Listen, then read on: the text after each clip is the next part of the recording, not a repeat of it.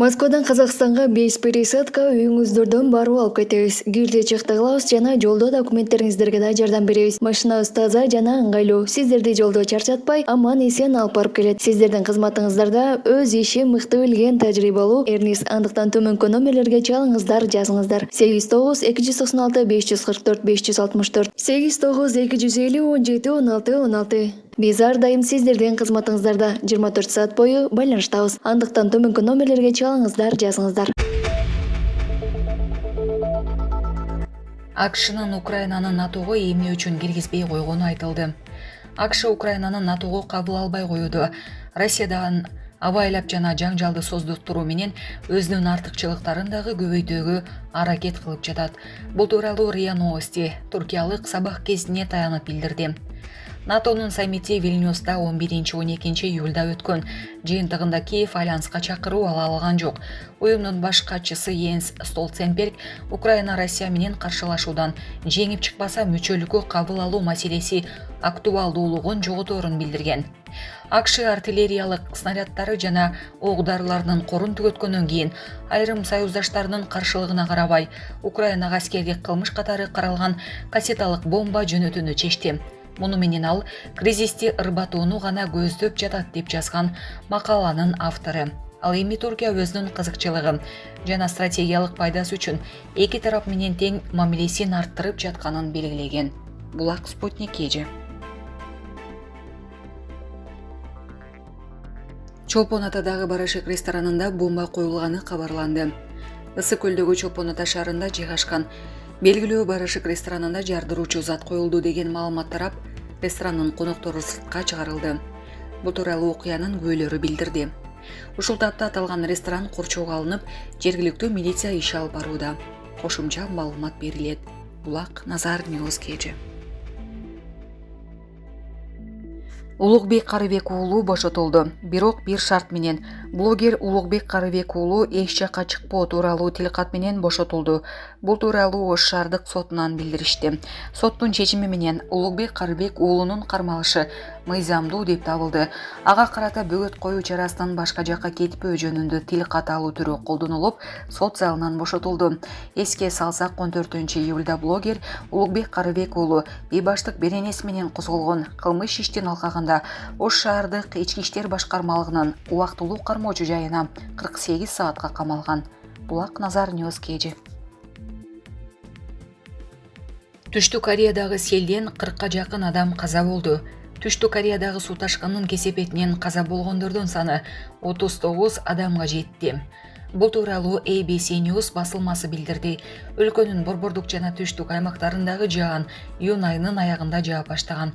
Акыркы бир нече күнөн бери жалпысынан 8,8 миң адам эвакуацияланды. Чхонжу шаарындагы борбордук туннелде 12 адамдын өмүрү кыйылып, 9 адам жабыркады. Бул жерге жакын аймакта дарыядагы дамба бузулуп, 16 чакты автоунаа сууда калган. Өлкөнүн ички иштер министрлиги 9 адам дайынсыз жоголгонун, дагы 34 адам ар кандай жаракат алганын билдирди. Мындан тышкары 50дөн ашык жол, 100 чакты турак жай талкаланган. Булак Назар Ньюс KG. Россиянын Кыргызстандын экономикасы үчүн орду чоң жана таасири күчтүү. Барыбыз билгендей, Россияда миллиондон ашык кыргызстандыктар мигрант болуп жүрүшөт. Ушунун өзү Россия өлкөбүздүн экономикасына, элибиздин жашоо турмушуна түздөн-түз таасирин тийгизген эң негизги чет элдик эмгек рыногу экенин айгинелеп турат. Ал эми өлкөгө арзан берилип жаткан бензин, солярка, газ боюнча айтпай эле коелу. Анын баары түшүнүктүү. Анан эле чычкан ээне кире албай жатып, койругуна калбыр байлайт болуп, Россияны боктоп, батыштын ырын ырдагандардын ниетине, пейилине, максатына түшүнүп болбойт. Батыштын көз жасырган саясатын актап, оонун созобуз деп жатып, Кыргызстандын экономикасына тирөөч болгон эмгек рыногун жоготуу, арзан энергетикалык ресурстан кол жууп калбайлы. Мындай көрүнүш орун алса, өлкөдө кырдаал дестабилдештирүүгө жетет. Демек арыдан бери болгон жакшы. Мына Улуттук банктын статистикасына ылайык 2022 жылы эле 2 миллиард 780 миллион доллар Кыргызстанга которушкан. Бул тыштан которулган жалпы сумманын тактап айтканда 2 миллиард 928 миллион доллардын 97%-ын түзөт. Ошондо Россиядан жылына Кыргызстандын бюджетине барабар каражат келет. Элибизди карайлатпай, акча калтырбай жаткан жагдайдын тамыры Россияда жатат. Деги эле Россиянын бери эле Кыргызстан эмес, Борбордук Азия өлкөлөрүнө тийип жаткан жарыгы чоң. Айталы Орусия менен Борбор Азия өлкөлөрүнүн ортосундагы товар жүгүртүү 2022 жылы өсүп 42 миллиард доллардан ашты. Анын ичинде 3,2 миллиард Кыргызстан Орусиянын ортосундагы алака.